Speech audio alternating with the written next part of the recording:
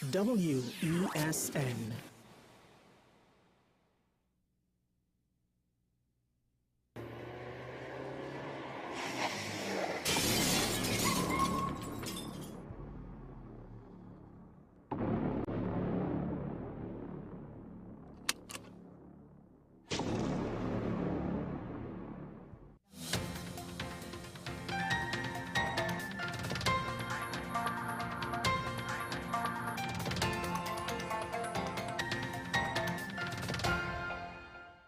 Here is your WESN News on the Hour. I'm Naomi McNish. Thanks for joining us. Here are the headlines. Body of new grant mechanic found near home. Caribbean Airlines expands with new flights to the French Caribbean. 4 arrested in Felicity after police chase. Regionally, $27 million block commissioned at West Demerara Secondary. And internationally, UK to hand over Chagos Islands to Mauritius in historic deal. Now for the details. The body of a New Grant resident, Ralph Samlal, was discovered Wednesday morning near his home on Ariane Drive. The 58-year-old mechanic was found in bushes not far from his residence around 9 a.m. with minor bruises and blood on his face. Police were alerted and officers led by Sergeant Charles responded to the scene. A district medical officer examined the body before it was removed. While foul play is not suspected, a post-mortem has been ordered to determine the exact cause of death. PC Khan continues investigations. Caribbean Airlines is expanding its regional services with new flights to Martinique and Guadeloupe starting December 3rd and December 7th, respectively. The airline will operate 4 flights weekly to both destinations, subject to government approval. This move is part of CAL's strategy to improve connectivity across the French, Spanish, Dutch, and English-speaking Caribbean. The airline launched flights to Puerto Rico and will begin service to Tortola on October 14th. CAL CEO Gavin Madeira expressed excitement, highlighting the reduction in travel time to just 90 minutes for routes that traditionally took hours. Ticket sales are now open. At around 12:47 a.m. on October 3rd, police officers on patrol in Felicity intercepted a white Kia van TDX 8501 linked to a series of robberies. Officers from Shogunas Mobile and ERP 152 apprehended 4 suspects following a high-speed chase along Pear Road. The arrested men are Justin Ramkisoon, Christopher Singh, Josiah Bruce, and Renzial Ramdial. Several stolen items, including 15 cell phones, ID cards, and house-breaking tools were recovered. Investigations into the robberies are ongoing, with Shogunas and Canupia CID continuing inquiries. Regionally, 6th form students at West Demerara Secondary School in Region 3 are set to benefit from the addition of a new $27 million 2-story building, which features 5 large classrooms and other essential amenities, and will create a spacious environment for some 150 6th form students. A Department of Public Information release stated Wednesday. It informed that currently 33 students are enrolled in Caribbean Advanced Proficiency Examination studies at school, which offers a variety of subjects including economics, physical education, communication studies, law, and integrated mathematics. Minister of Education Priya Manik-Chand, who spoke at the commissioning ceremony Wednesday, said the upgrade is part of the government's broader plan to ensure all schools are equipped with the necessary facilities for students to excel.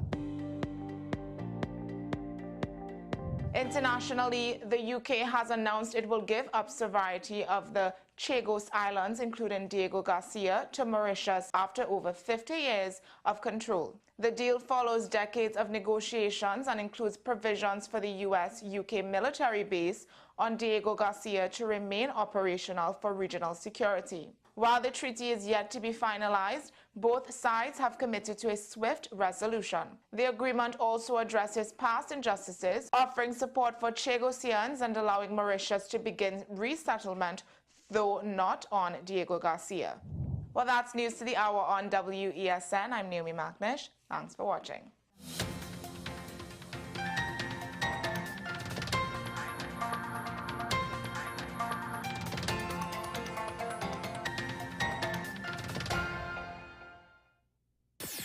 WESN.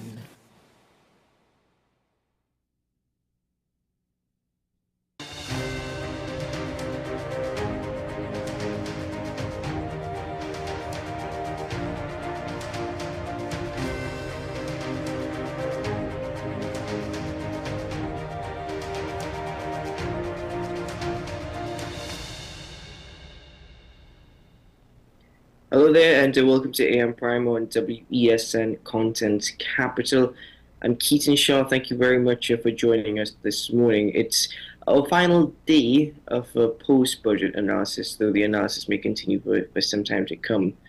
The reason why I've taken that position is because I keep getting more or less similar responses. Now, yesterday on Talking Point with my colleague Sean Michael Small, I said, yeah, I'm pretty tired and frustrated. It seems the responses towards the budget, in each conversation or interview that I've had, it has more or less been the same.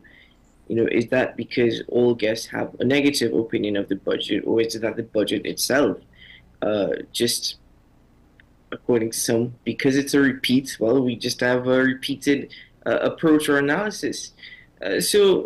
With all the opinions around the air, we have heard in some instances how it's a decent budget. One individual who said it was a good budget ended up saying, well, I meant it sarcastically. That was Watson Duke. I guess you can never really tell. Watson Duke said he thought it was a good budget. Then he came yesterday on AM Prime and said, I was being sarcastic.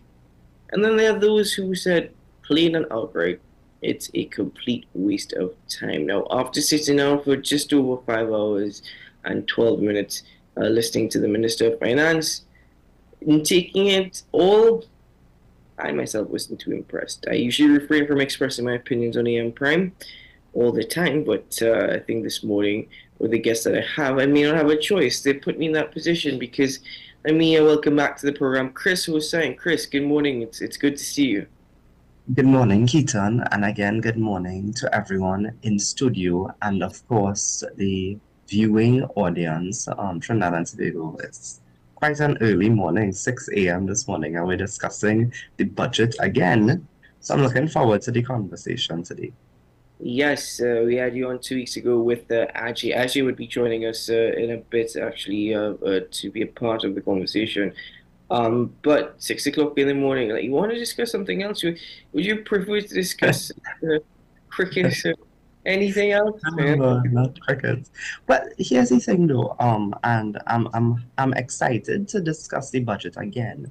But today, so for some persons who don't know, because I'm recognizing, because I did a number of media interviews this week, and I'm recognizing that when I speak with persons, the process of the budget in Trinidad and Tobago is a difficult one to wrap your head around. And I just wanted to go through it very quickly before we get into it. So, the Minister of Finance would read the statement and then the opposition leader responds. And I believe in the standing orders, she has, I think it's 5 days. She responds today at 10 a.m. this morning.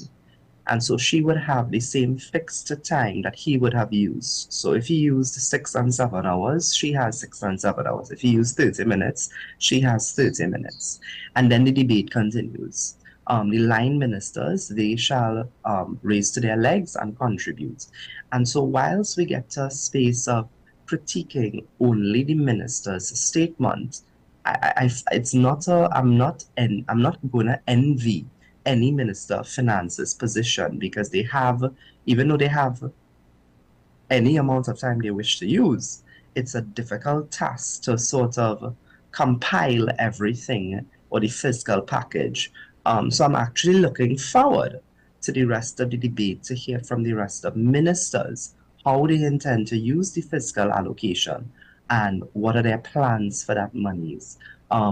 And I'll also say after the debate in the lower house, it then goes to the Standing Finance Committee, where they go through the yellow books, where that is where the devil is in the details, where you get to see every line item throughout the ministries.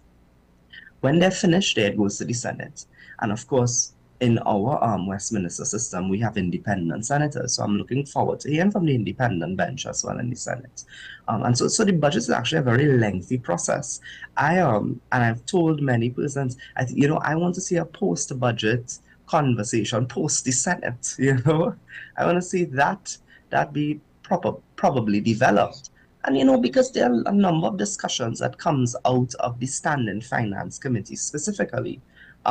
So that's just something I wanted to share, that I want Trinidad and Tobago, as much as we have the conversations pay attention and stay informed. The budget continues today. And hopefully you'll hear from your MP. I think all MPs, once elected, should speak. That's my view. I have the a similar opinion if you can get them to speak though. But on that note, and again, thank you for outlining the process. I don't think many people are entirely aware of the process of which it goes through. But any bill in Trinidad and Tobago is a lengthy process. Because bear in mind this is a bill as well that it would be debated and eventually voted upon. But that being said, the presentation time of the Minister of Finance it has been a talking point throughout the entire week, following 5 hours and 12 minutes. I'd love to hear your reactions to your thoughts on that. But given that you've noted that the opposition leader would be given the same amount of time to respond, do you think that it was probably a strategy employed on the part of the Minister of Finance? Do you think the opposition leader will utilize her entire 5 hour allocation? Well, I can't foresee what she shall do today. But I think it's well within the minister's discretion. And this might be an unpopular opinion, but I think the minister is well within his right and his discretion to utilize the time because it's there for that. Of course, you want to utilize the time for quality. I think there were a number of things because when we speak about and we are interested people when we speak about, well, tell us how we're going to use this money. I actually want to know how you used the money last year because I want you to justify that aspect because they come in before Parliament to say, give me money for this. So I was actually pleased to hear the context being delivered. I mean, it's an election year, so you would have gotten the campaigning, the little early campaigning with the little beating of the chest, but you get that in our politics. Similarly, I'm sure you'll hear from the opposition leader today, the beating of the chest as well, and that's part of the process, I think. But will she utilize time? I don't know. I hope she does. I hope we get an alternative because it's important that when we speak about developing Trinidad and Tobago and nation building, that we have a holistic, overarching conversation. I'm hoping to hear fresh ideas, new ideas. I'm hoping to hear ways in which, well, the opposition party is willing to diversify our revenue streams. And so I'm really looking on, with optimism as I usually do. Keaton, I usually do with optimism, and then after, don't feel too optimistic. But I again will be holding on my optimism, not just for her today, but for the entire debate. Chris, I said so eloquently. But going back to the point that you made in respect to having a report of the last fiscal year and the monies that were allocated exactly how they were expensed. You said, I mean, to a certain extent, of course, that you were satisfied that you saw some elements of such coming out in this budget. You really saw that coming out in this budget? I mean, I got an understanding as to what the government said that they did in the last year, but it still doesn't necessarily give me a breakdown. Because you can come and you can tell me that you did 100 projects. 100 patching projects doesn't necessarily equate to how much hundreds of millions or billions that was allocated to one particular ministry.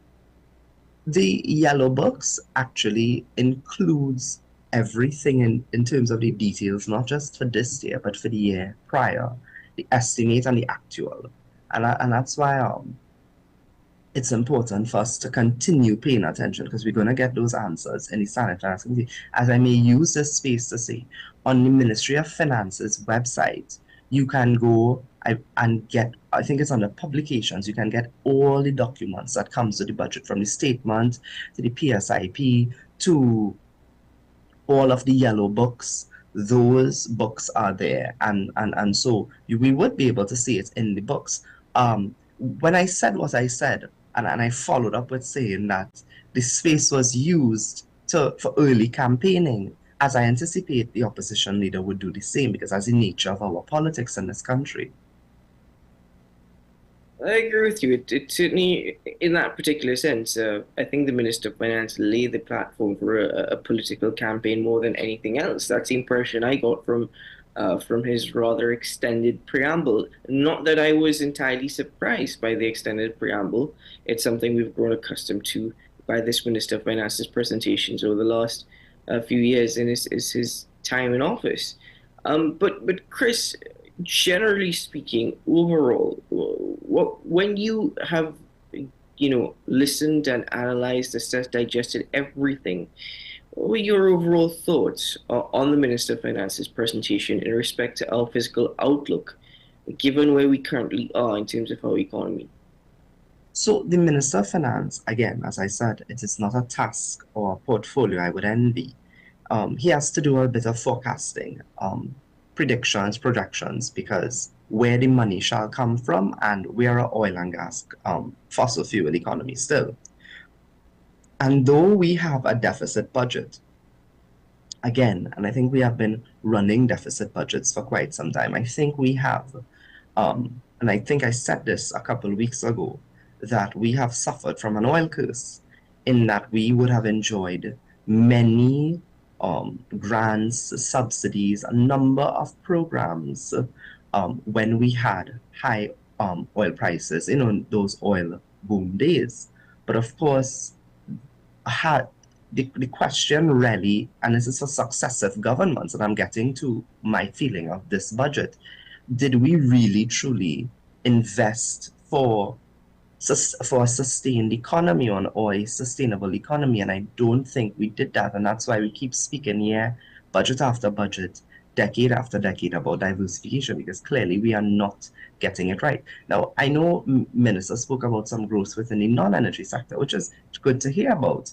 But my initial thoughts were, this is a bit very conservative, because I was expecting to hear, I guess, goodies, election goodies almost, because it's an election year. But I didn't really hear that. I heard about some infrastructure and road pavements, etc. So we understand the job creation there.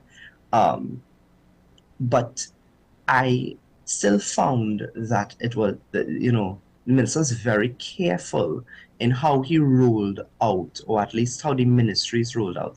I still do not know the complete vision, because the theme is steadfast and resolute, forging pathways to prosperity. Still don't know the forging pathways part as yet. And this is where I say, later in the debate, I think I will get that information, because I'm looking forward to hearing from the Minister of Agriculture and how he intends to use the fiscal allocation. I think I should get an answer there. I'm looking forward to hearing from youth development, because youth development has been laying a foundation in this country.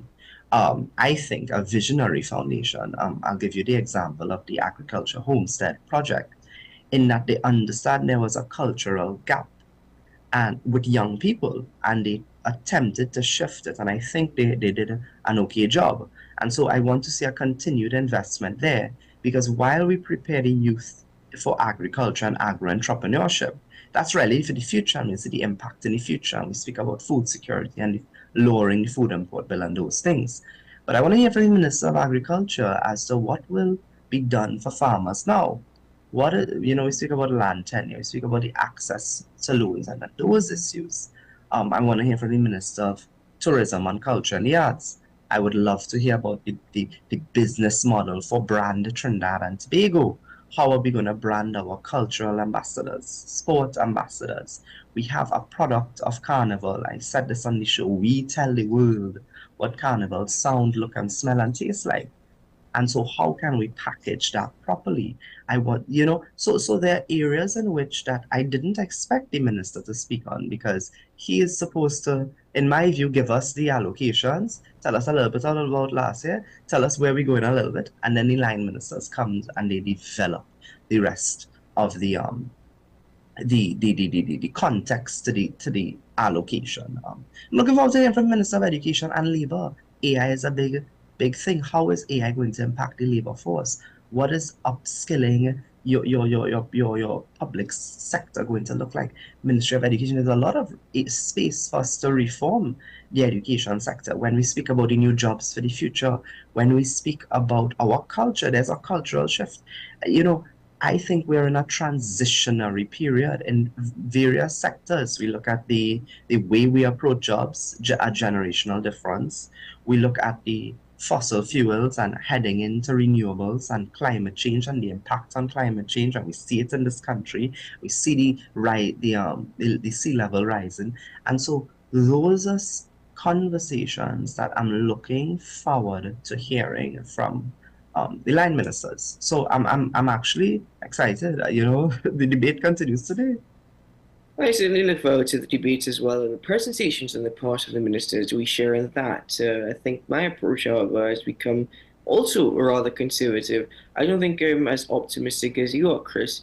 It's not that, for one, I want to be negative about my approach towards the situation. But put it this way: if the budget itself seems to be a bit conservative, because the fiscal measures were not something that I was entirely impressed with. I thought that the fiscal measures in respect to education and literacy, that was rather decent. Public sector workers get a $2 wage increase. We could debate that SMEs in respect to getting their VAT returns in cash, not in the form of bonds, but in cash. Hopefully by Christmas this year, or by the end of the year at least. That's also something that many look forward to. But then the issue was raised that we were also told last year about VAT returns. We were also told last year about a forex facility for SMEs, and that was going to be established through Exim Bank. That never happened. So coming back to the points that you raised, yes, I would like to hear from these line ministers. It is important that they report to us, agriculture in particular, who received a reduced allocation this year, even though the minister spoke on time in respect to what we're investing in these particular crops. These are the areas in which we are going to push in respect to agriculture, because we still want to be a part of a 25% reduction by 2025, which at this point seems to be extremely unrealistic. In fact, it seems more of a dream or a miracle should it actually happen. Yeah, youth development, the amount of programs that they've put out, I totally agree with you. But then what does it translate to? For example, the agricultural homestead program. These individuals graduate, and I think it's very good. I'm not against it in any way, but what do they come out to? After they receive all this training, what then happens? It's a similar process with education. If you have students that are failing within the education system and dropping out, but then you have students who are succeeding and pushing through. Once they graduate, what happens then? What are they coming out to? I see all of this. I see all this. I agree with you, and that's why I say there's a space for us to relook, because I think we're transitioning. There's area in which we need to reform. I have always been speaking about Chris, educational given that reform. it's conservative in terms of the budget, in terms of the allocations, even the Minister of Finance says we are being conservative in our oil and gas pricing, which I could appreciate because he has overestimated in years gone by. It suggests that we are in a position where it's going to be extremely difficult to transform or evolve because we don't even have the funds necessary to do such. Maybe you can get a start, but even in that self, it's going to be difficult because the majority of the funds for these ministries are recurrent expenditure, not necessarily development expenditure. And that's where fiscal measures came in. So I agree. I agree that majority of the budget focuses on most or almost all budgets. We see that the big fraction of the monies go towards recurrent expenditure. And so that's why, as I opened by saying that when we were in those oil boom periods, we did not prepare for our economy and being a sustainable economy. And so that's why now we're placed in this position. I think it can be described as the oil curse. But what can we do now? Of course, we still need to diversify. And it has been a word that we have been singing for the past more than over a decade now. But the question is where we're getting the money from to even diversify. And so it's a difficult task and job. And I've been hearing a number of persons discussing that this ministry should have gotten this amount, this should have been increased. And my question is, well, where will that revenue come from? We already at a deficit of 5.5. We ran budgets that were deficit after deficit after deficit. Our debt is in the billions. So I think our debt to GDP ratio is 130 billion plus at this point. Correct. So I think there's a context. Sorry, our national debt, not debt to GDP ratio. Sorry, go ahead. Sorry, Chris, go ahead. So I think our context in which we develop for budget need to be better. But the way we approach budget as well can be improved. And that's where I say we're in a transitionary period, Keaton. I think the world is transitioning from how jobs existed back then to how it is now. Leadership is also transitioning, believe it or not. Right? Believe it or not, leadership as well is transitioning. The oil economy is transitioning. So I think we're in a transitionary period. The question is, are we as a country, and this is where the rest of us, the citizens, right? Are we ready for that transition? Because there's a cultural shift that must happen for that. A cultural shift. I don't know if no, everyone. I fully understand where you're coming from, and I also recognize what you're saying. And I don't think that we can afford the same type of leadership we've experienced in the last 10 to 15 years in TNT going forward. And even if we speak about mismanagement in respect to, the riches that we were blessed with when it came to oil and gas, that goes all the way back to the last 24, 25 years. You see, the thing is, you're correct in saying that how, it's an oil curse, but it's also something that was raised again recently in respect to it being something called Dutch disease, where one sector of an economy is booming. It essentially is booming, and it's because there's so much focus and development on that sector, i.e. in TNT, that is oil and gas. There was a complete neglect of other sectors involved as well. You can't forget from a historical context about Tobago's position on agriculture and tourism. Look at where it is now. In 2024, we are having a conversation about resurging agriculture and tourism. We should not have ever been having that conversation of having to bring it back to life. It should not have been something that died out, but because of Dutch disease, that's exactly what happened. And it's a great level of mismanagement. We had so much money coming in that our approach to dealing with the situation was essentially throwing money at it. You know what? Hopefully it works. If it doesn't work, well, we still have money in the kitty. That was the approach, and governments, past and even present, adopted that attitude and hoped that it would work out. Because at the end of the day, Chris, when their time is up, it's not going to affect them. They're not going to feel it. Their decisions or the long-term effects of their decisions are not necessarily something that they will experience the full brunt of. So that in itself is an issue that we have been plagued with, and I hope that in respect to what you are saying, that leadership is transitioning, that we do not forget what we faced and the times in which we're facing it as well. We're on a slide. The economy is stagnant, and a minister of finance or a government telling me that it's going to be very difficult in the years ahead. We are waiting until 2027, second quarter, for positivity because of oil and gas streams coming online.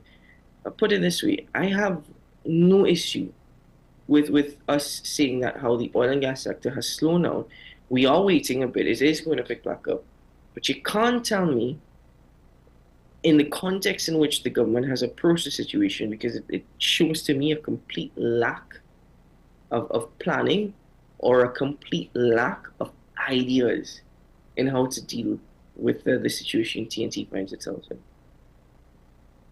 Well, and that's the thing. So it's a transition of leadership that I am also discussing, because the way things were done before, the way a budget would have been planned before, is not how a budget should be planned for the future. And that's why, Keaton, so maybe the difference is that I'm still holding out to hear what the line ministers have to say. Yeah, because I am still wanting more. That was probably the best way I could have described it as well. I wanted more. Not in the sense of allocation. Maybe agriculture, I think, needed it. The biggest criticism is I think agriculture should have gotten a bigger allocation. Then the question is, but then where does that money come from? You know, which ministry do we reduce the allocation to and put it there? Um, so you do if you don't, and you do if you don't, right? Um, so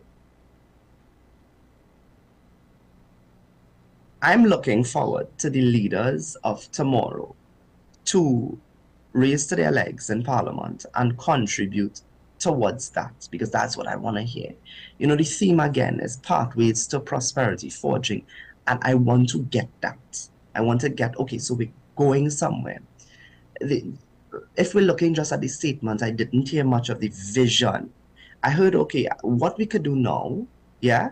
I heard that the windfall in 2027, good, okay, great, nice, love that. But in terms of where we're going as a country, what the next 10 years could look like, didn't get. So I'm hoping to get that from the line ministers, and also when the context happens. Because, you know, in that debate with the opposition members, they can probe a bit, and sometimes in rebuttals, you get more out of the conversation. So I'm looking forward to that. Um, so that is what I thought so far on the budget. I also found that the discussion surrounding mental health, I think the minister mentioned it. I think that is something that I want to see. And I think it's going to take will, not much of money. And there's some things in this country that is going to take will and not really finances or resources. Again, it's a cultural shift. And so I even question sometimes if, as much as we discuss everything we discussed so far, if our issue in this country really is the resource. I think we have an issue sometimes with management. And you see it within various sectors, the bureaucratic system that exists to get things done. And so that is an area and a space that we have to fix in this country. Ministry of Education is a good example with how they approach school repairs. I'm not saying they lack effort. I'm saying that the process is very bureaucratic. I'm also saying that there should be a short, medium, long-term plan. I'm also saying that there are certain schools or buildings, and it's across ministries, that you want to prioritize, because the more you leave it, the more maintenance you may have to spend, or the cost to rehabilitate it shall increase. And so there are areas in which we can do better, right? So prioritization, because we know we have limited funds. So how best do we use it? For example, there are going to be some road pavings. I would like to see value in that. I would not like to see that after the road looks nice and well paved, that a few months later, a utility company digs it up and give it a halfway paving, or the road mash up again. So, and that is that the government, is that really government? So contractors have a part to play in this country, in the work and the productive work that you give us. So I'm also, all of us have a part to play in this. So I'm looking forward to really value as well, because I understand we're limited. I understand we're transitioning. But what we do with that money now matters.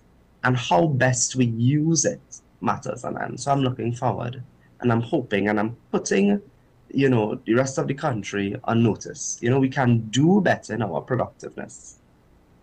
You're describing road paving to me, and I'm just here like, when said utility company passes by, our road ends up Abzoki.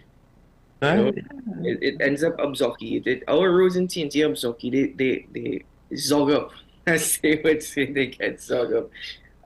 But speaking about will and sometimes not resources, takes a lot of will to have these conversations very early on a morning and not necessarily all the resources except your brain energy, which in itself, that's the will as well that Chris and I are putting out there. We are expected to be joined by RJ Allen soon. So, ladies and gentlemen, stay with us. We'll be right back after this.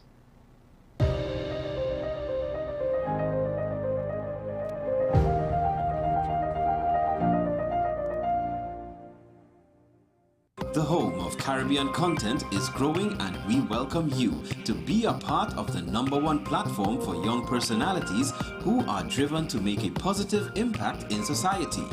As we continue to reach every corner of Trinidad and Tobago through our daily broadcasts, our social media pages, or through our 75+ digital billboards across the nation, contact us to learn about our competitive rates via marketing at wesncc.com or call us at 628-5835.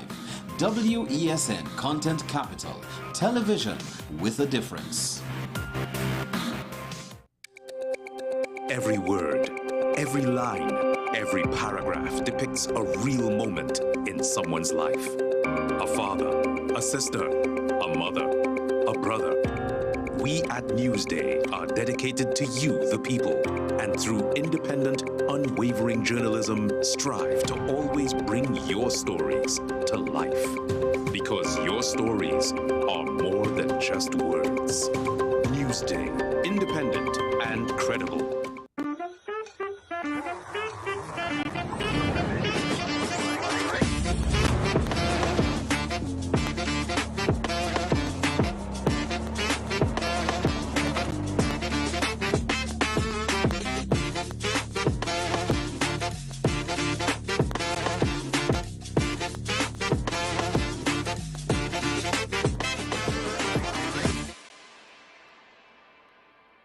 Transform your home with PCU Plus. From stylish furniture to the latest appliances, we have everything you need to create your perfect space.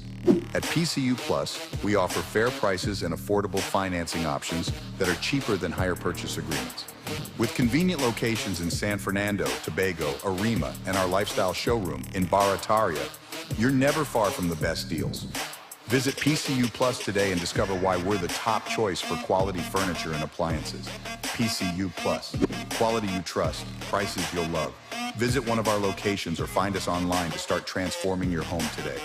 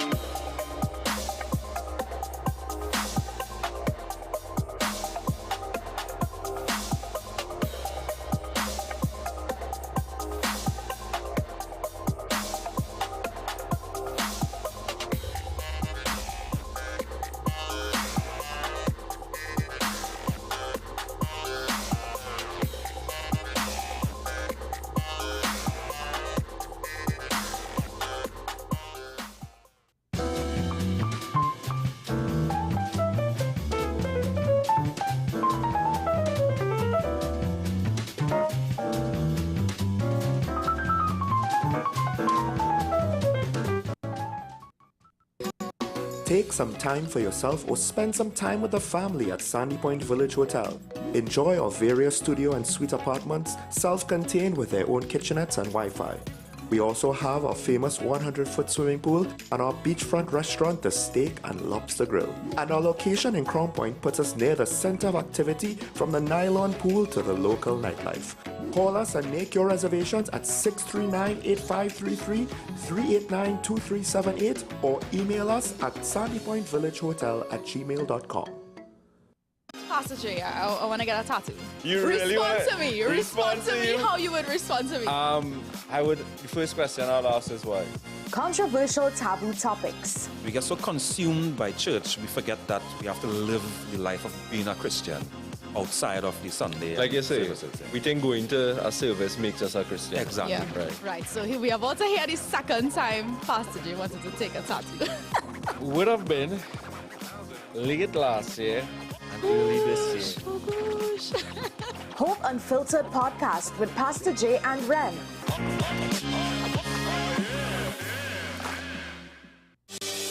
Join me, Dr. Nalini Kokram, on What's Up Doc, where we discuss all your burning questions concerning health. Trinidad and Tobago is among one of the highest risk group of patients that develop this form of genetic breast cancer. What I'd like to take home from a short interview like this, screening. You must screen. Because it's silent. It's silent. Yeah. And because it's silent, you don't know it's there. What's Up Doc, every Tuesday and Thursday on WESN, Content Capital.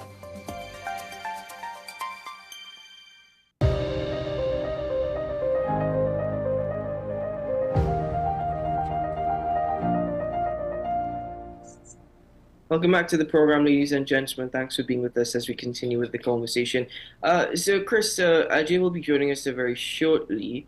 I think he's taken that position because it's not much to speak about with respect to the allocation to Tobago. So he's reserving a lot of his energy and anger there.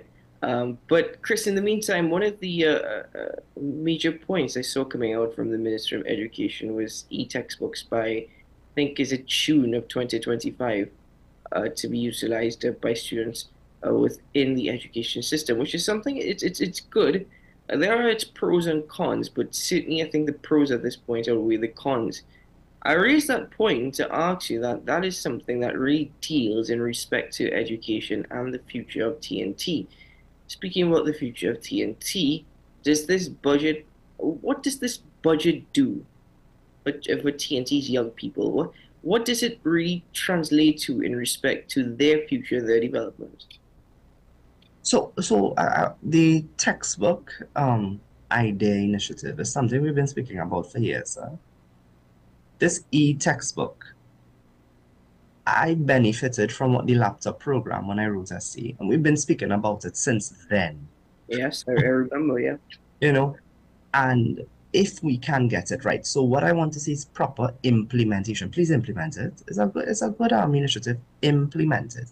And the reason I think has to be implemented, but it's long overdue. Let's start there. It's very long overdue, right? Successive governments, by the way, long overdue.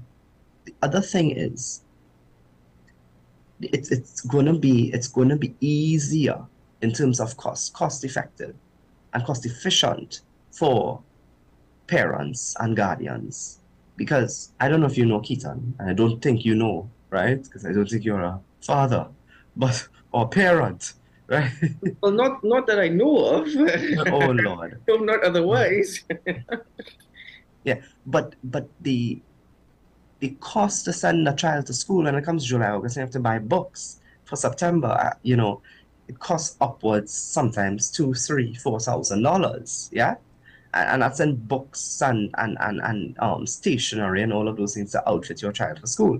And so if we can cut that cost at least in half, I think we're really making education more. So even though we say education is free in this country, there's still a number of things you have to pay for. And if we can get that right, it'll be easier on the parent or guardian's purse. So e-textbook, I'm in very much support, have always been in support. Implementation. Implement it now, please. Quickly. And by the way, let me say this. There are tertiary institutions that have been doing this. I graduated, but I started university in 2018. And we had e-notes, e-books, actually. We didn't have to buy anything. Everything was uploaded on our system. We used a digital platform called Canvas. Everything was there. So all we had to do for school was show up with a calculator and maybe a pen and paper. Well, books, you know, if you wanted to. You could have used a laptop or a tablet. But there are ways in which that costs almost no money, right? So there are ways in which we can really, you know, relieve citizens from paying. I think textbooks are quite expensive, but we also have an issue with the infrastructure. So when I say the infrastructure, as much as we're looking forward to utilizing AI within our system, as much as we're looking forward to being a more digital, having a more digital educational, system where facilities, you know, when we use the Google Classrooms and those platforms and stuff before. But there are some persons who still, they don't have devices. There are some persons who live in rural communities that do not have, they have connectivity issues. So they may have access to internet, but then they may have a connectivity problem. Some may not have access at all. And so those are areas in which I think we can improve on. And I don't think we need to improve this first and then go there. I think we can walk and chew gum at the same time, because you see, Keaton, and good morning to you, Ajay. So you joined us. But also, the rest of the world does not pause and wait on Trinidad and Tobago. The world continues to progress, and we are playing catch up with the rest of the world. So we have to do a number of things at the same time. And as I said, we could walk and chew gum. So we need to look at the infrastructural issues when it comes to the digitization. And we need to look at also how we can educate the population. So I saw a number, I even saw a digital educational, initiative. Yeah? Yeah, a digital literacy certificate program. Yeah. That's a good thing. That's a very good thing, because we understand as well that there are persons in this country that are not, that there's a digital divide. There's a gap there.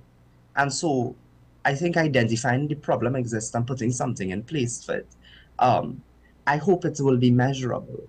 And so that's where we will continue to monitor and evaluate our policies and programs. All ministries supposed to, you know, we must have data. So it must be data driven. We must know if it worked and if it did not work. So that's another thing I'm looking forward to in hearing from line ministers, you know.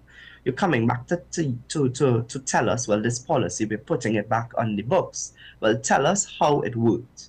And not in an aggressive way. I'm not saying that to be adversarial.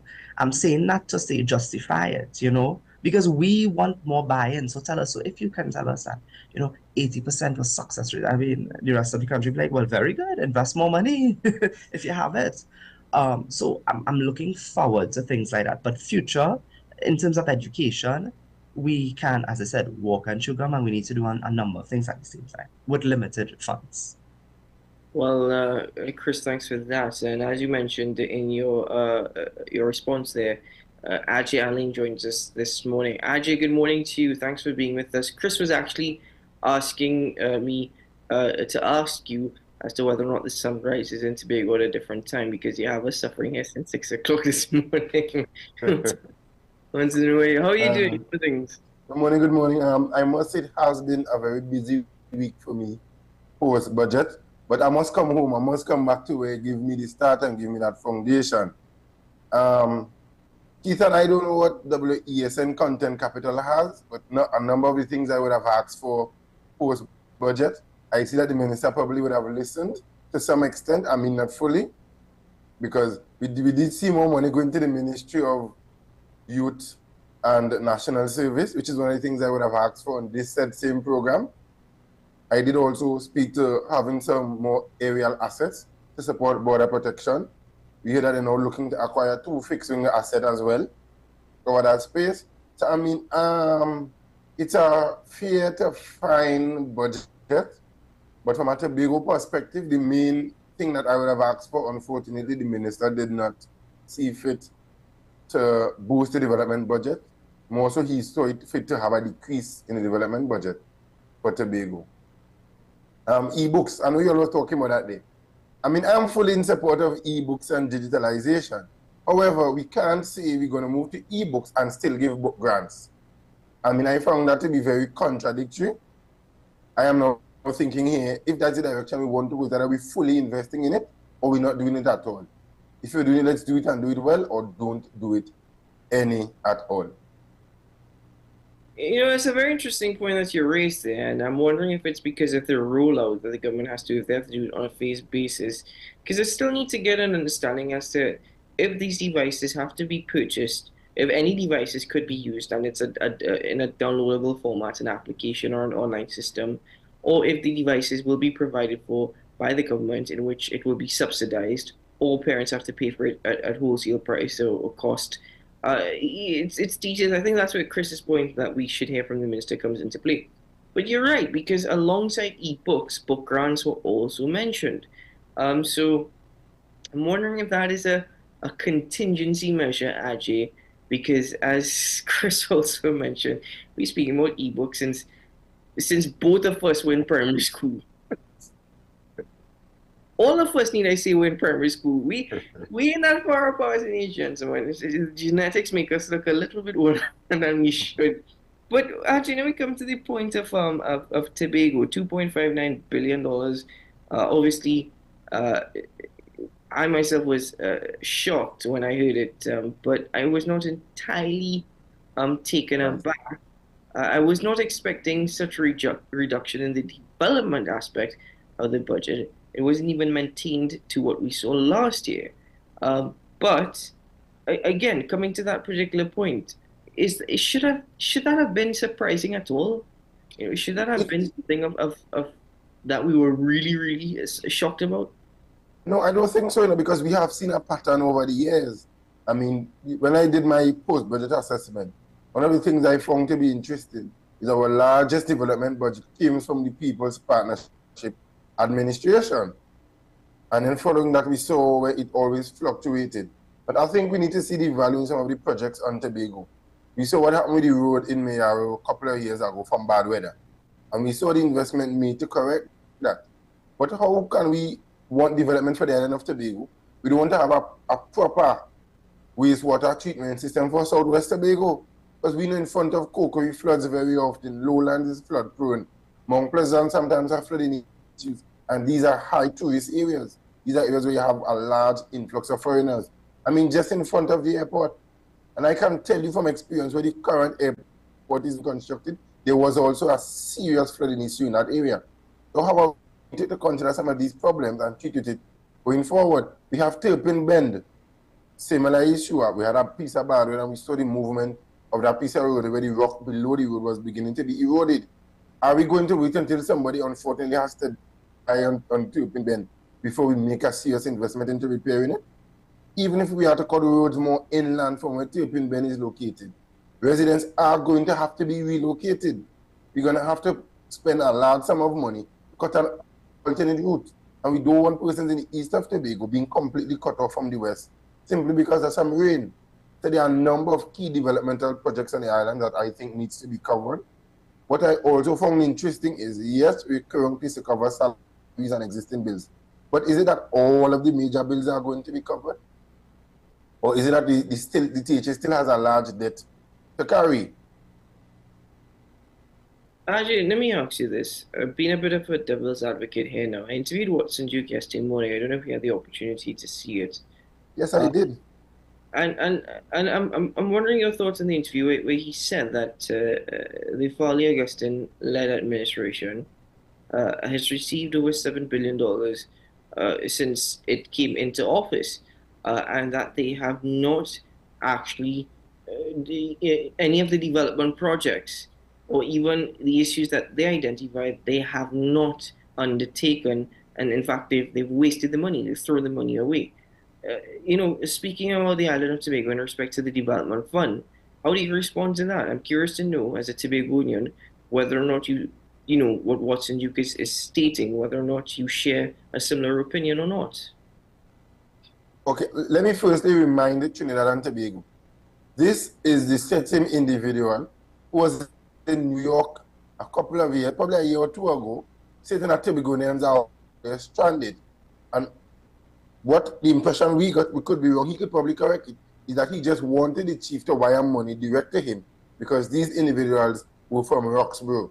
I mean, we don't just get government funds to just send out to people just helter skelter like that. There's a process. What I also believe is happening is we have somebody who's crying over spilled milk. We have an individual who, if my memory serves me correct, files for bankruptcy. So anything with money that comes from the individual, I am going to pay keen attention to. I am going to question. But as it pertains to the developmental budget on the island, we need to understand that it's not just, development is not one major project. Development is not just in a massive building or a massive piece of road. You can also develop human capital.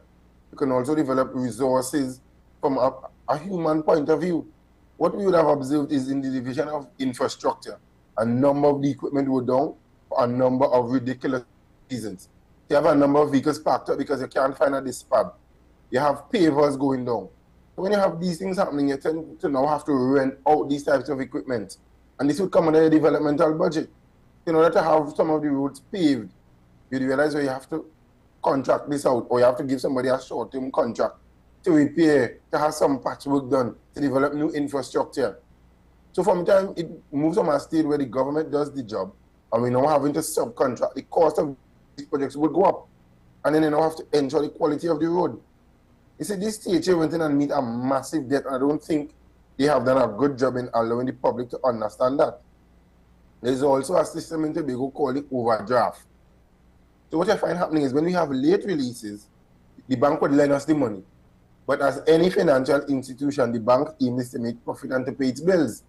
If the bank lends THA $2 million, for example, before they actually get the releases, when the releases come, the bank is going to say, you know what? We want 2.5 million. The 5 million is because we offered a service and you now have to repay us for us giving you that loan, essentially. It's our interest. So you find a situation over the past year and a half that was gradually growing.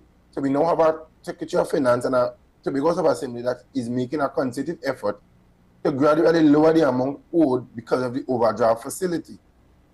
So that will come essentially from a developmental budget as well, because your overdraft facility is not something budgeted for. And then you will have the previous administration saying, we send back unspent balances, but we have an overdraft facility to pay. You always have late payment for a number of workers in the Tobago House of Assembly. So how are we to treat with these issues when we're receiving the finances late and we still always have a shortfall on the developmental side of the budget? Do you think that there is an expectation or a hope that when the new airport terminal comes online, and eventually the five-star hotel, which is the government's intention in respect to RFP, do you think that is when Tobago will start seeing more stimulation to its economy? Do you think there's such a heavy reliance and so much hope banking on these two projects that is when Tobago might start seeing more in respect to development plans? I don't think so. I don't think we are very hopeful about it, simply because the Tobago House of Assembly pays for airfare. So we pay to bring flights to this island. There are two airports or two countries in the region that don't pay for aircraft. That's Jamaica and that's Piarco in Trinidad. So when you really hear Piarco is doing so well and it's profitable and all of that, they don't pay for airfare. So for Virgin to come, the TJ has to pay for Virgin to come, and that will either be in US or in pounds. So we have to pay for these international flights.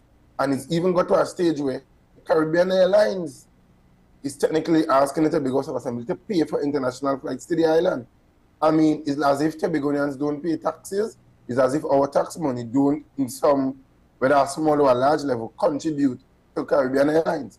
I don't think we are very hopeful about it. And I want Trinidad and Tobago to also be mindful. An airport is supposed to be run similar to a mall. The only difference is there's accommodation for the safe takeoff and landing of aircrafts.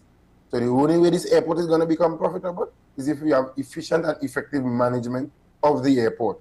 Caribbean Airlines usually, from as far as I know, they don't pay much landing fees in Trinidad and Tobago because it's their base. So when American will come, and if American is delayed, they would pay for being on the ramp a little too long. Caribbean Airlines, as far as I know, does not have that facility. So Piarco would have a lot of international. So where there are delays and problems in getting the flight off on time, the airport authority would make. But if Tobago only has 2 international airlines, one of them being Caribbean Airlines, and if there's a delay, they would pay the delay fees, yes. But chances are you're not going to have much of that because there's only one international airline.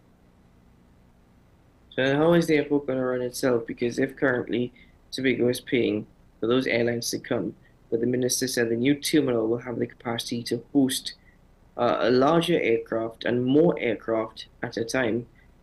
Yeah, I just see a frustration right there. No, because I mean, you see, this is the problem the Tobagoan people are having. I studied aviation. Aviation was my course of study. And it's almost the exact same size of airport we're going to need. It's the same size of aircraft they could accommodate currently. And the Secretary for Infrastructure, who happens to be in the targets of the current administration, governmentally, I don't know why, did raise these concerns. Why are we having an airport that's so close to the road? Why are we having an airport where when you look at the amount of international parking space, it's almost the exact same thing as we have currently. But you are telling the population you're going to host more. Okay, if that's be the case, release the plans to the public. If that's what you want to say, allow the drawings to go public, let the public see. We can hold the usual typical size at 777X currently, release it and let me know if we can accommodate an A380 or a 797 or something. Release it so the public can see. We no longer just want to hear, you can hold a bigger aircraft. Show us the plans, show us the dimensions, show us the specs. We're not foolish. It has sent a number of us to school, and I think we have enough common sense to assess some of these things. So we no longer want to hear, and it can have 3 million passengers. Okay, we just had the CAFA conference in Trinidad and Tobago. Some of them came over to Tobago. I want to know, tell me or tell the population, we have signed 4 new contracts with 4 new airlines, and Piaco is not only going to be good, but we're going to have some of the airlines going to Tobago. I want to hear the minister now say we have spoken with Caribbean Airlines management, and we're going to have one flight at 1 o'clock to accommodate the influx of international flights into Piaco. Between 9 and 10, we're going to apply 2 flights to take passengers who need to transfer across to the island. Because come on, I mean, I have missed events in Trinidad simply because if I'm to catch a flight, come down to go to an event in Port of Spain that begins at 5 p.m. and ends at 8. I mean, I wouldn't come because can I get from Port of Spain to Piaco by 8 p.m. to catch that flight? Does that make sense? I'm going to calculate the cost to overnight in Trinidad in Port of Spain. I am spending almost $600 to $700 to spend 4 hours in Trinidad. If I had the opportunity of a late flight, I would have done it. It would have cost me, let's say, $500 simply. That's airfare and ground transportation. But I mean, I tell the talk, and to tell the honest truth, after the talk, I want to see documentation now, put the paperwork out to the public, and allow us to ask the requisite questions. Sorry for sounding so frustrated this morning.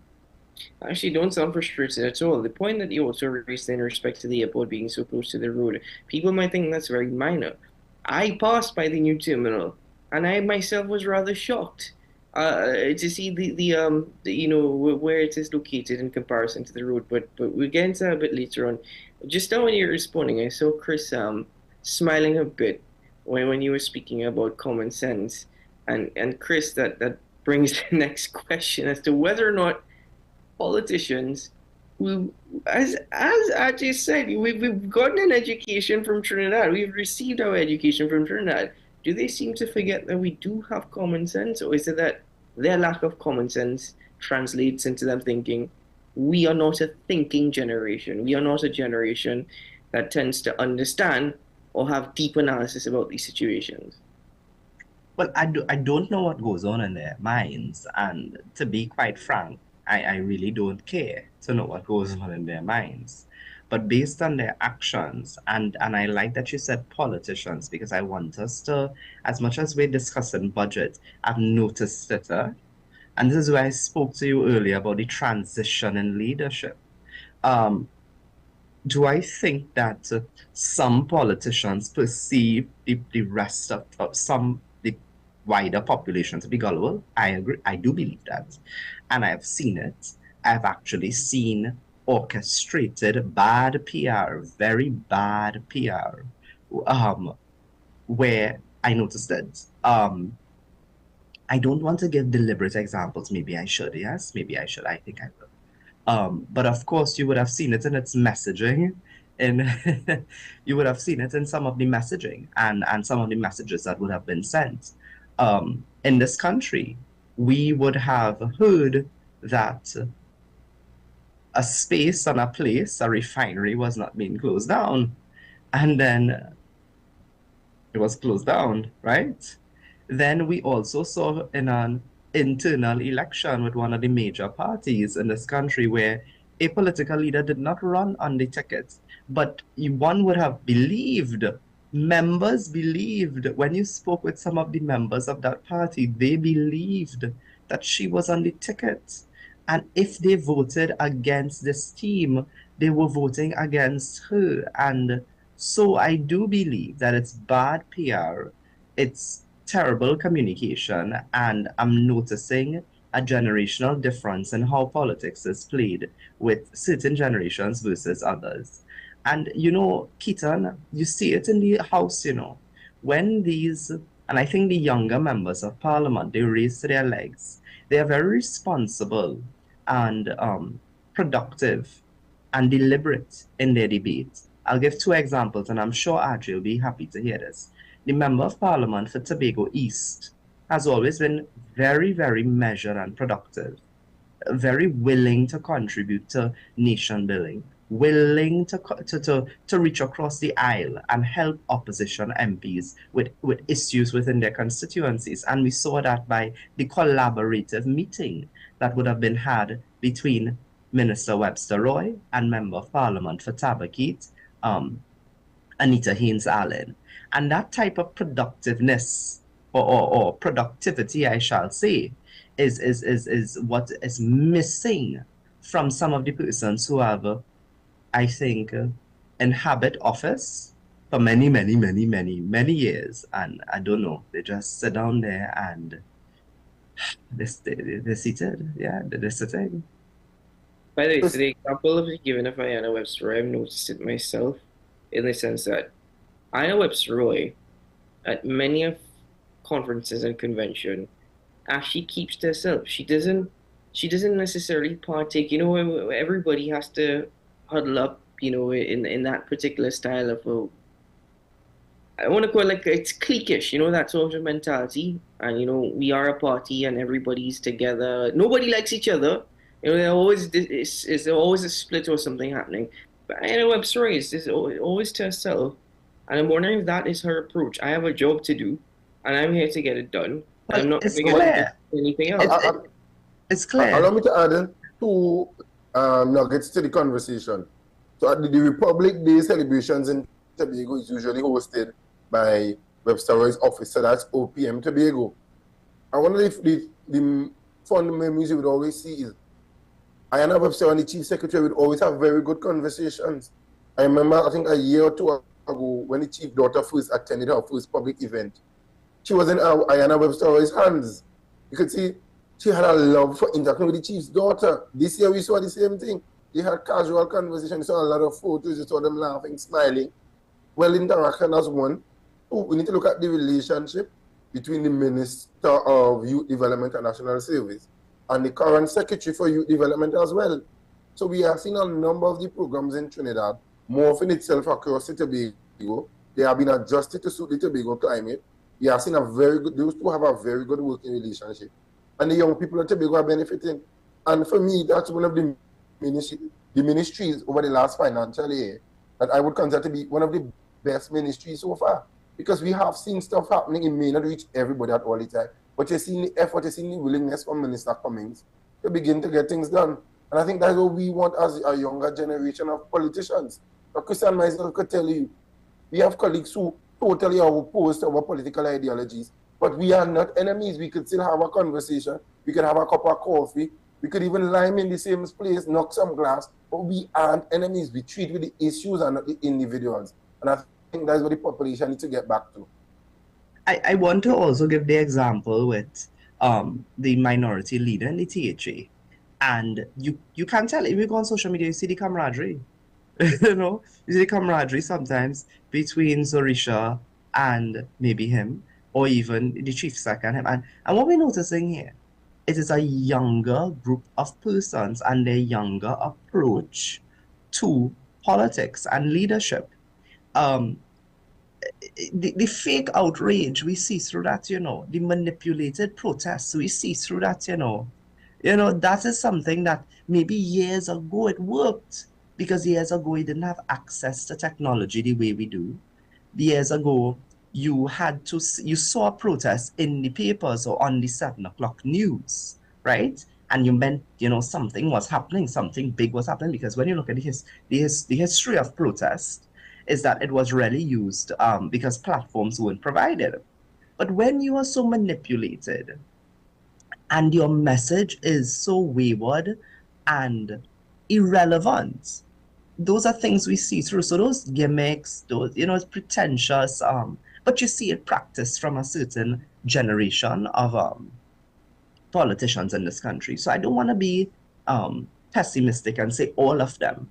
I do think some of them, and I do think that we are transitioning in terms of our leadership, because exactly what we see in terms of towing the party line, we did not see that earlier in terms of an internal election in this country. And I think that's a good place to be in this country, where there are persons willing, who is on the inside, regardless of your political party, I don't care, that you're willing to not toe the line because you understand that country matters first. Well, gentlemen, I must say I appreciate the perspectives of which you all have put out this morning, and you know, I would add to that in the sense that what you have stated, Chris, early in your conversation about the style and the type of politics, and even in respect to politicians, that transition and evolution that we're seeing, and you know, it certainly is happening now as we speak. In respect to, as I said, I've seen it with Anna Webster Roy, Foster Cummings and his ministry. If it is one thing, people have argued it's a strategy. I have heard people make the argument it's a strategy because Foster Cummings is creating his own PNM youth army. I put that nonsense aside, because I'll tell you one thing. Seeing what the Ministry of Youth Development and National Service put out, they are possibly the only ministry, in my opinion, that has a great amount of communication in putting things out there. It's one ministry of which it is not difficult to get information on or details on. My concern, though, with that is, as I mentioned it earlier, I hope there's greater collaboration, because you have all these youths going through these programs, wanting to participate, wanting to be involved, and what are they coming out to? At the end of the program, what are they coming out to? That to me, that's a concern of mine, but I hope it happens soon in respect to getting a better understanding. So, gentlemen, as we are getting into the last lap of this morning's conversation, the economic future of Tobago may not necessarily look too promising. It's very difficult to digest.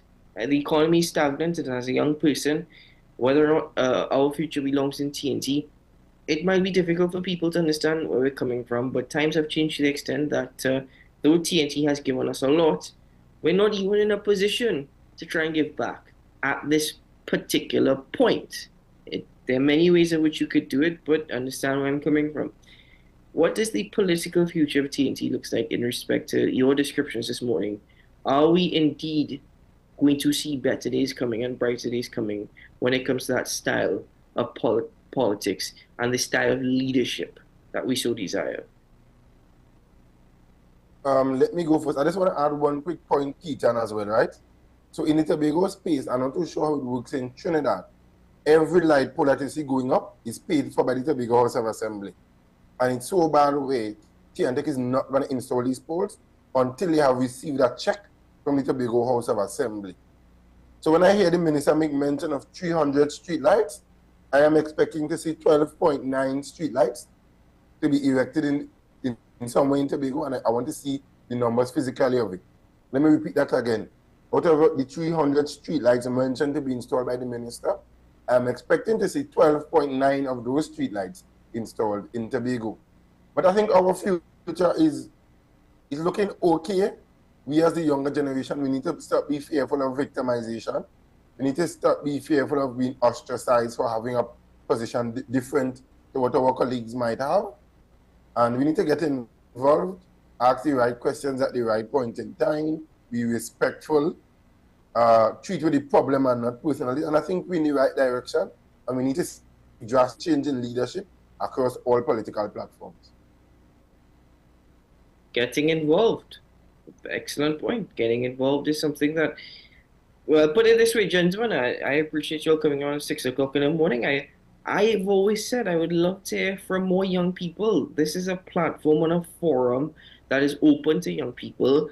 And though by nature we are bats, where we are mostly awake at night, still, we're mostly awake and active at night. Come on, join the conversation. Chris, tell us your position in respect to that. Both you and Haji have been very, very active, but we need more young people to start speaking up and playing a bigger, better role. Yeah, well, of course. I think the more persons, young people, more people, young, not young, everybody, the more persons we have interested in the conversation of nation building and understand that it takes all of us and not some of us, I think we'll have a better Trinidad and Tobago. The politics has, in this country, historically, I don't think it has allowed that because of how divisive it has been. And that's why I want to use this time to caution. We have an election next year, and I know campaigns are going to start very soon. And I want them to be very responsible in their rhetoric, because there's a Trinidad and Tobago after that all of us need to work towards, regardless of who you decide to support on that particular day. There's a quote that every country has the government it deserves. And I want to, amend it and edit it. I want to say every country has the country it deserves. And so we are a part of charting this forward. And we get what we want. In Trinidad and Tobago, we get what we want. We need to determine what it is that we want. And I think once we can determine the outcome, I know the outcome I want, but I think everyone has to conceptualize individually what is the Trinidad and Tobago we wish to see. In a thriving economy, we want ethnic tensions to be a thing of the past. We want proper tolerance. We want respect for everyone. Those are core, values that I think once we can stick to as a population, we're going to have a better Trinidad and Tobago. It's within our watchwords: discipline, tolerance, and production. And if we can really stick to that, I think we'll be in a good place. With young people, I think we have been taking up the space, whether they like it or not. We have been taking up the space and carrying a message of nation building. And this is across the political divide. I've met persons who are part of political parties. I've met persons who are not a part of political parties. And all of us have the same, vision for what we want Trinidad and Tobago to look like. And I want to use this time to encourage more young people to get involved, to pay attention, to be informed. Because when you get the opportunity to utilize a platform, if it's not your own, but you're given an opportunity, you want to always make an informed decision. You want to be responsible with your message and make sure it's guided by something of substance. Because that is a difference, the generational difference.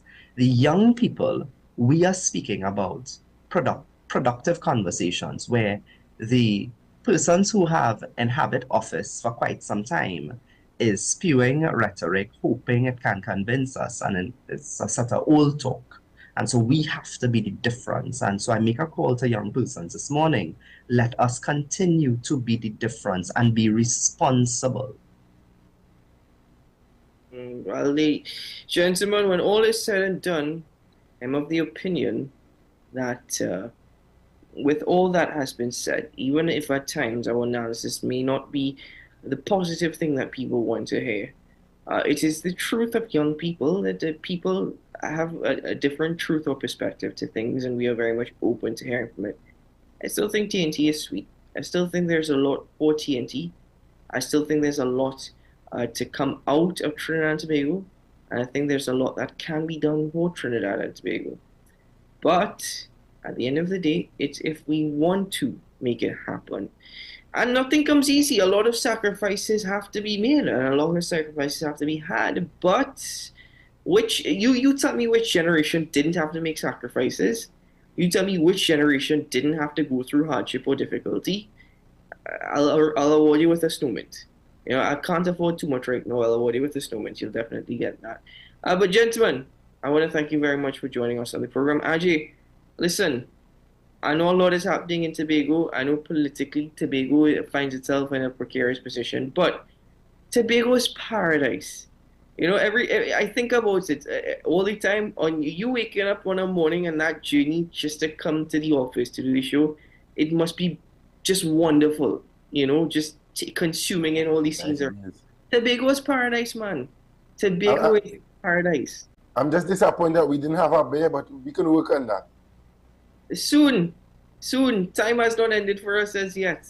And we'll have to convince Chris to get out of his house all the way from South, and hopefully he could catch a flight as well. So, see, you all missed a good opportunity to have Tobago Carnival right now. Let's plug Tobago Carnival, right? It's going on. Actually, I wonder what that'll be like, doing an AM prime, 6 o'clock in the morning with Tobago Carnival going on. That might be an idea that we should look at, Chris. Yeah? We have to meet Ajay, but Ajay, if that's the case, all the bears on you. So, although the development expenditure wasn't that great, so we might have to help you out a little bit when it comes to that. Ajay, have a good day, my friend. All the very best to you. Thanks for coming on once more. And Chris, to you too. Thanks very much. It's good having you on. And we'll see you again very soon. We'll talk very soon. Gentlemen, have a good day. All the very best. Well, ladies and gentlemen, Chris Hossain and Ajay Alain joining us on the program this morning, and there's a lot more to come in respect to conversations with these two young men. But I, again, use this opportunity to say, young people, reach out to us at AM Prime and be a part of the platform, be a part of the conversation. We want to hear your voice. We want to hear your contributions and what you have to say about your country and about your future. At the end of the day, us sitting down at home and consuming ourselves with any sort of grief or negativity is not progressive in any way. We may get down, but it is a platform for conversation where we can all get it out and hopefully find solutions going forward. I'm glad to know, though, that, and I'm glad to see it as well, and experiencing that transition in respect to politicians and politics and the leadership. I hope that continues and does not become stagnant as well. Just to bring you an update in respect to what's going on with the general election, because that's the next big conversation. We are seeing more confirmation of candidates on the part of the People's National Movement running for the next general election. The latest coming out from the People's National Movement, candidate chosen for Carney Central, that is Mr. Adam Hossain. I believe he is a businessman who is also the proprietor of a very popular venue in Carney Central. So there's a lot happening there as well, but that is the next thing to keep a focus on. I hope you are paying attention to the budget debate, but also bear in mind that general elections are right around the corner. Do you know who your MP is right now? I'll ask you that, You had your MP for the last 4 years. Do you know who that MP is? I wonder if you could answer that question for me. Don't look at it up online. Do you even know what constituency you fall under? These are important questions. Bear that in mind. And pay attention to who the candidates are vying to represent you in Parliament in the next election. Ladies and gentlemen, this has been AM Prime. Thank you to my guests. Thank you to my team in studio this morning, Ryan Gomezberg and Mylwood, for their continued hard work and efforts in ensuring that AM Prime goes live. And of course to Naomi McNish for her hard work in production of AM Prime. I'm Keaton Shaw reminding you, today is a good day to have a good day. And it's 7 o'clock in the morning. As you mentioned, a cold beer, and 12 more hours before the shift ends. Ladies and gentlemen, we'll see you soon. Bye-bye.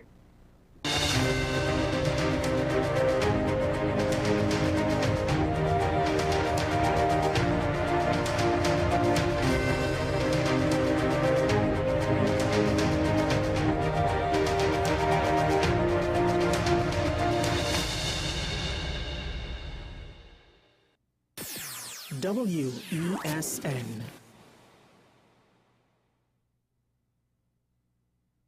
Folks, we're back and better than ever.